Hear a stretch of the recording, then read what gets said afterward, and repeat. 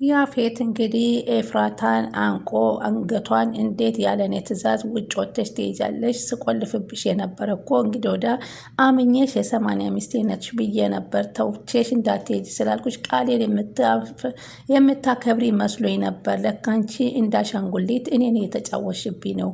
አንድ ቀን ሲያዘነብልብሽ ወደ ናታል ፍቅርሽን እንደ ልብሽ ውስጥ እንደሆነ እኮ አውቃለሁ። እኔ ጋ እኮ ተገደሽ ያክል ነው እየገባሽ እያለ እንግዲህ እያስገደ ዳት እንዴት ትሄጃለሽ በሚል አንቋት እንግዲህ ኤፍራታ ወደ ሆስፒታል ገብታለች ማለት ነው። በዚህ እንግዲህ ሁላቸውም ቤተሰቦቹ ሁሉ በጣም ተጨንቀዋል። በተለይ ገነት እና በጣም ነበረ ያለቀሰችውም ያዘነችውም። ይህም የሆነው እንግዲህ ወይዘሮ ሉሊት እንግዲህ ትላንትና ወደ ቤታቸው እቃዋን ለማምጣት ሳትነግረው በሄደችበት የጫጉላ ሽርሽርሽን ጨርሰሽ ነው እንዴ አንቺ የመጣሽው ስትላት፣ አይ ባለቤቴ ስራ ስላለው የጫጉላ ሽርሽሪያችንን አስረዝመነዋል ትላታለች። ግን ትላንትና ባስቀየምንሽ ተናገረሽ እንዴ አለቻት ቤዛ።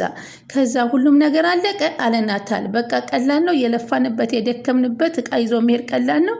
ከአንተ ጋር ታዲያ ወንድ መፈቀር ብቻ ምን ያደርግልኛል እኔ አለች።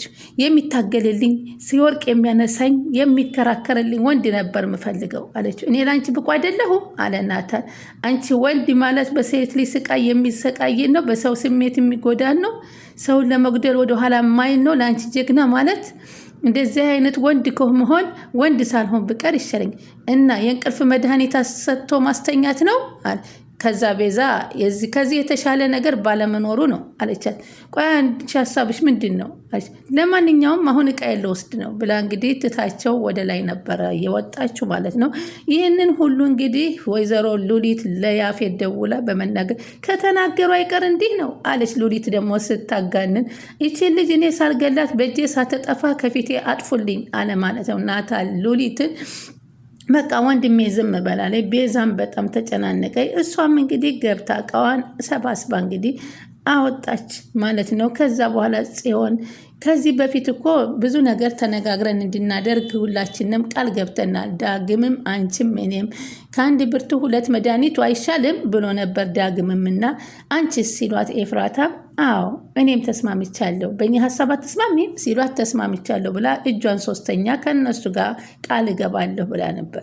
ስለዚህ እኔና ኤፎም ቃል በወንድማችን ስም ቃል እንገባለን፣ ዳግም በእናቱ ስም ቃል ይገባል፣ ከዚህ በኋላ መደባበቅ የለብንም ተባብለው ነበር።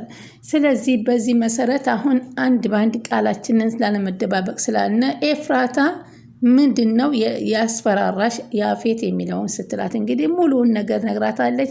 እሷን ማስታወስ እንደጀመረች ነግራታለች ማለት ነው።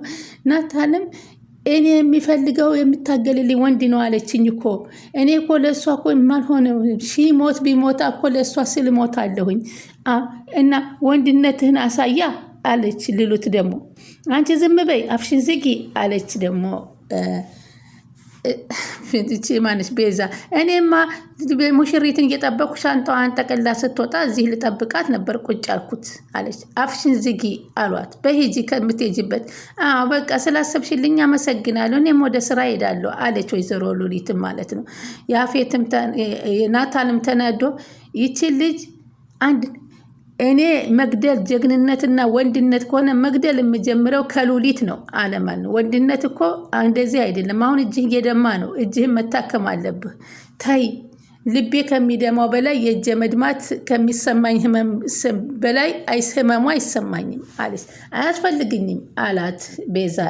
ቤዛ በጣም ታስብለታለች አሁን ለናታል ማለት ነው።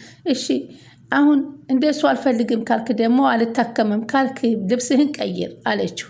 ልብሴ ምን ሆኗል? ምንም አልሆነም እኮ አላት። ቆሸሸን?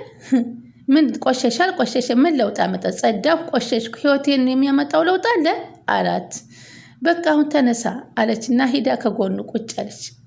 አየህ ኤፍራታ ለዚህ ነው ወንድ ሁን ያለች። አንተ ቶሎ ትሰበራለህ፣ ቶሎ ተስፋ ትቆርጣለህ፣ ከመጋፈጥ ይልቅ ትሸሻለህ። አንተ ሽንፈትህን በጣም ታደርጋለህ። እኔ እንደዛ ሰው ነኝ፣ እንደዛ አይነት ሰው ነኝ አለ። ደካማ ነኝ አላት። አዎ ደካማ ነህ አለች ቤዛ። እንደዛ ካልሆንክ ተነስ፣ ዘንጥ፣ ታጠብ፣ ቀይር። ሳትፈራ አይኗን እያየሃት ተናገራት። ምን ያህል እንደተሰበረች፣ ልቧ ምን ያህል እንደተጎዳ አይኗ ውስጥ ታይዋለህ። በወኔ ከጎኗ ሁን። ምንም ያህል ቢፈጠር ከጎና እንዳለህ እጇን እንደምትይዛት ንገራት። የዛ ጊዜ ያፌትን አይደለም ማንም ዓለም ቢመጣ ላንተ ናት አለችው። አዎ ከዛ ላንተ ለኔ የምትሆን ይመስልሻል አለች። ከዚህም በላይ ብዙ ነገር አሁን ታደርጉታላችሁ። አሁን ተመልከት፣ እኔም ከጎንህ ነኝ። ግን እኮ አትበል አለችው። ግን እኮ አትበል ተነስ ብላ እኔም አሁን ከእናንተ ጎን ነኝ፣ አይዞህ ሂድ ቀይርና ልብስህና ቶሎ ብላ አጀገነችው ማለት ነው። ቤዛ እንግዲህ አሁን አምናለሁ እንደው ታሸንፈዋለህ፣ ያፌትን ታሸንፈዋለህ ብላ እንግዲህ ጀግና አስብለዋለች ማለት ነው። ገኒም እንግዲህ ትኩስ ነገር አፍልታ እየጠጣይ ቢኒ ይሄዳል። ሰላም ገኒዬ እንደምናለች? ዳግዬም ቁርስ አቅርቦልኝ እምቢ ስለው ተበሳጭቶብኝ ሄደ። እኔም ዝም ብዬ ከምተኛ ብዬ ትኩስ ነገር እየጠጣሁ ነው አለችው ለቤኒ። አንተ ግን ደህና ነህ ቤኒ አለችው ገኒዬ። አዎ ምን ሆነሃል? የሆነ ነገር ሆነሃል፣ ንገረኝ እስኪ። ፊትህ እኮ ጥሩ አይደለም። ስልክ ብደውልላት አታነሳልኝም፣ ቴክስት ባረግላት አትመልስልኝም፣ እስካሁን አልመለሰችልኝም። ናታል ደውዬለት ናታል ደህና ነን አለኝ። ቆይ እኔ ያልገባኝ ነገር ለምንድን ነው ቴክስት የማትመልስልኝ? ምንድን ነው የሆነችውን ነገር የማትነገረኝ? ምናልባት አላየች ይሆናል አለች ገንዬ። ለምን በጎውን አታስብም አለች ገንዬ አለ። በስልክ እኮ ሁልጊዜ ማታ እናወራለን አለት። ከስልክ ብዙ ነገር እናወራለን። እንደምደውልላት ደግሞ ነግሬያታለሁ። ከሰርጉ ስንወጣ ብዙ ጊዜ ደወልኩላት ግን አታነሳም። ያን ሁሉ ነገር ሳደርግ በፍጹም አትፈልግም። ኦንላይን ላይ ሳያት ደግሞ ድጋሚ ቴክስት አረኩላት። አየችው ግን ዝም አለችኝ፣ አልመለሰችም። ስትገነት እንግዲህ ፍቅር እንደጀመረው ቢኒ ተረዳችና ሳቃለች፣ ፈሽረካለች። እኔ እኮ አልገባኝም፣ ለምን ያስቀየምኳን ነገር ካለ በትክክል ትንገረኝ አለ ቢኒ። ምን ነው ተረጋጋ እንጂ አለችው። ወንድ አይደለም እንጂ ቆፍጠን በል እንጂ አለች። የምን መልፈስፈስ ነው አለችው ማለት ነው። ገኒ የሰራው ጥፋት ካለ ራስህን ፈትሽ አለች። ከዛ ደግሞ ሄደህ አናግራት። ሌላ ነገር ምን አለ? ከማታ ጀምሮ እኮ ስህተት የለም ብዬ ብዙ አወጣሁ አወረድኩ፣ ስህተት የለኝ ምንም ነገር አላት። እንግዲህ ከዚህ አታለቃቅስብኝ፣ ሂድና እዛው ጠይቃት። የኤፍራታ ይበቃኛል፣ የስንቶቻችሁን ልሰብበት ያለ ትመስላለች። ገነት ለራሷ አሟታል ማለት ነው። በዚህ መካከል እንግዲህ ባለቤቴ አትበይብኝ እያለ ናታል ደግሞ በንዴት ኤፍራታ ጽን ለምንድን ነው እንደዚህ የምታየኝ? እኔ እኮ ግን ልመጣ ነበረ፣ አንቺ ቀድመሽ መጣሽ ኤፋዬ ስትል ለምንድን ነበር የምትመጪው በሰላም አለቻት። ስለ ወንድሜ ልጠይቅሽ። ስለ ወንድሜ ስለ እኔ ምንም ትጠይቂያታለሽ? እሷን እኔ ራሴ ወንድምሽ ካጠገብሽ አለሁልሻል። ምን አሳወቃት ስለ እኔ? እሷን ምን ብለሽ ትጠይቂያታለሽ ብሎ ነበር የተናደደው። ከዛ በኋላ ትዳር መያዝና ልብስ ጠቅሎ መሄድ ቀላል ነው እንዴ አለ ናታል። እንደውም በጣም ቀላል ነው አላት። ኤፋም እንግዲህ እጁን አየችና አለችና እጁንም የኔ ናታል ስትለው አትንኪኝ አትያዥኝ ነበር ያለው። ምን ሆነ ነው ስትለው ከዚህ በኋላ እኔ አንቺ እኮ አይደለሁም የሚል ነበር ሰጣት።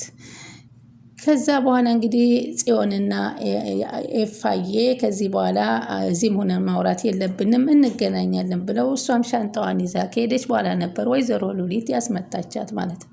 ኤፍራታም ያፌትን ሆስፒታል ልውሰደው ስትል አይመለከትሽም፣ እዚህ ጋር ቁጭ አትበይ፣ አንቺ በሌለሽ ሰዓት ደስተኛ ነበርን፣ ሰላም ነበርን፣ አሁን አንቺ መተሽ በጠባሽን ውጭልን፣ ሂጂ ወደ ቤትሽ ነበር ያላት ናታልና በዚህ ጊዜ እሺ አለች። በጣም ይቅርታ አለች ኤፋዬ።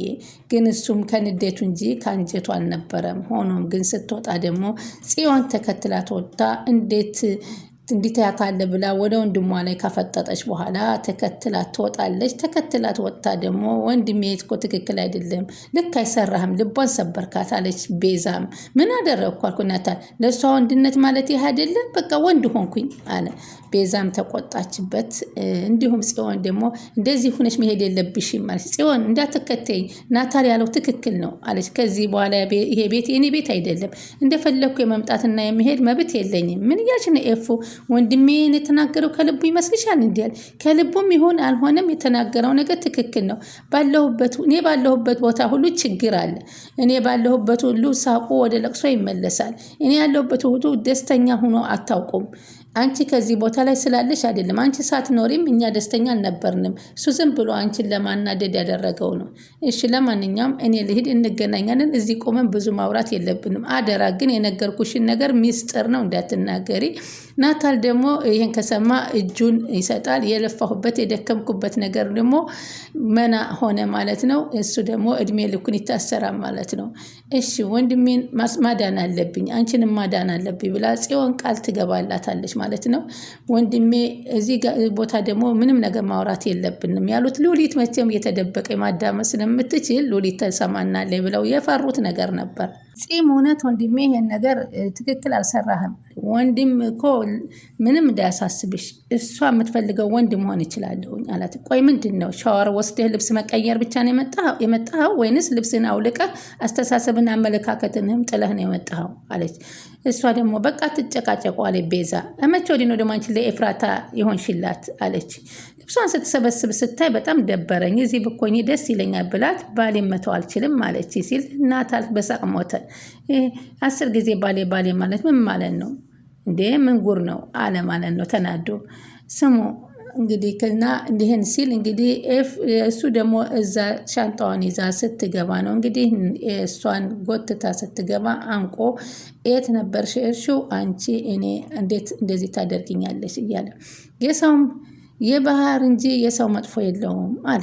በተለምዶ አይተሽ ከሆነ እንትናን በጣም ላይ አልፈልግም ይባላል። ሰው በመመልከት ምንም ከሰውነቱ ጋር አይቀራረብም። ስለዚህ ራሴን በመጀመሪያ ጊዜ የማያቀኝ ሰው ሰውነቴን ወይም ምንነቴን አይቶኝ ሊጠላኝ ይችላል፣ ግን በኋላ እየቀረበኝ ሲሄድ ይወዳል። ክፉ ልሁን ደግ ልሁን አያውቁም። ሲቀርቡኝና አስተሳሰቤን ሲያዩ ግን ክፉም ነው ደግም ነው ይላሉ። በዚህ አይነት ነው ሰው ልጅ የሚገመተው ብሎ ነገራቸው ማለት ነው። የሰው ልጅ መገለጫው ውስጡ አስተሳሰቡ እንጂ ልብሱ አይደለም የሚለውን ለጽዮን መለሰላት። አንቺም አለሽ፣ ሁላችሁም አላችሁ። አስተሳሰባችሁን ስትቀይሩ ከሰውነት ክፍላችሁ የተቀየረ ነገር አለ? ኧረ የለም አለ ቤዛ። በቃ ከሰውነት ክፍል አይቀር። እኔ እንጃ፣ እኔ በዚህ ልክ አስቤው አላቅም አለ ጽዬ። እንግዲህ በዚህ ሰዓት ነው ናታ እንግዲህ ኤፍራታ እያለ ገብቶ ለዚህ የበቃቸው። በጣም ያሳዝናል። እና አሁን እንግዲህ እሷ ታማ ሆስፒታል ገብታለች። እንግዲህ ያቺ ወይም መረጃውን እያሰባሰበች ነው። እንዲሁም ደግሞ ሰራተኛይቱም እያገዘች ነው። ዳግምም ወደ ቤት ለመግባት ትንሽ እየቀረው ነው። ነገሮች እየተቃለሉ ነው። የዛሬው በዚህ ተሰናብተናል። ቀጣይ በሌላ እንገናኛለን።